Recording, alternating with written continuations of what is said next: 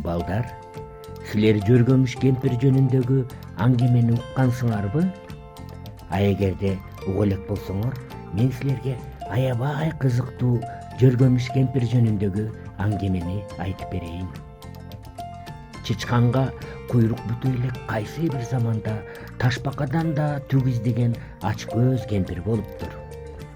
Ал айылдагы аялдардан жип көрсө эле сурап алып, бербесе уурдап алып, жүнгө, жипке аябай өч экен.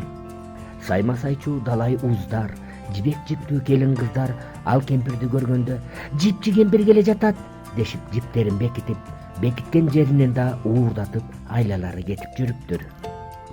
Жипчи кемпир болсо уурдап чогулткан жибин койнуна ката берип, коюн колтугу жипке толуп тоголок боло баштаптыр.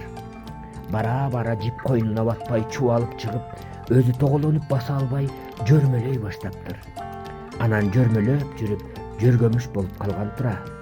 Мунун калчынын ким билсин, бирок жөргөмүштүн ичинен ошол уурдаган жиби чубалат да жүрөт.